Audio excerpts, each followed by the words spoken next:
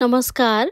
Main स्ट्रिटको निर्माण कार्य मौसम अनुसार मार्चको अन्त्य वा अप्रिलको सुरुमा पुनः कार्य सुरु हुनेछ र जाडोको सुरुवातसम्म जारी रहनेछ।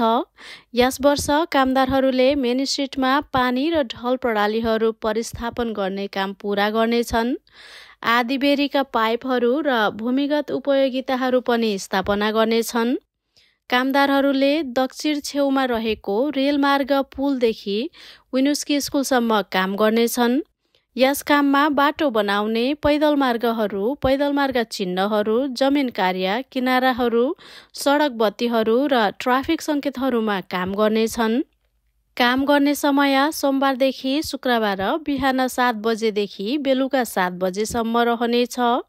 यस वसन्तमा मेन स्ट्रिटमा मार्ग परिवर्तन, मार्ग बन्द गर्ने र घुमाउरो बाटोहरू सहित छोटो अवधिको लागि सडक बन्द हुनेछ। मेन स्ट्रिटमा दुईतर्फी ट्राफिक कायम राखिनेछ।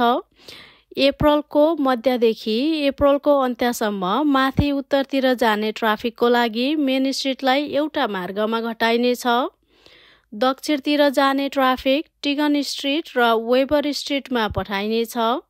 मेन स्ट्रिटमा लेन बन्द गर्ने र वेबर स्ट्रिटमा घुमाउरो बाटोहरू जाडोको सुरुवातसम्म हप्ताको 7 दिन र 24 घण्टा प्रभावकारी हुनेछन्।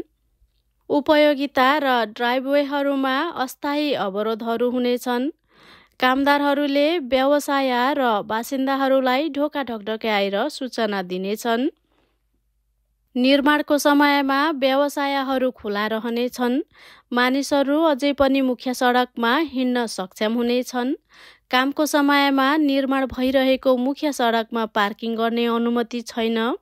वेबर स्ट्रिटमा पार्किङ कम गरिएको छ।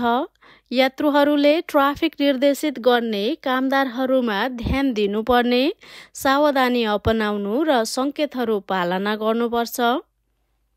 परियोजना निर्माणको लागि winooski.gov/main स्ट्रिटमा जानुहोस्।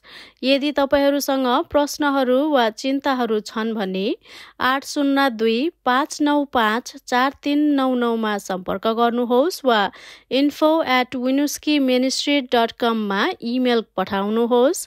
यदि निर्माणको कारणले तपाईको सम्पत्ति क्षतिग्रस्त भएको छ भने क्षति दाबी सुरु गर्न परियोजनालाई सम्पर्क गर्नुहोस्। धन्यवाद।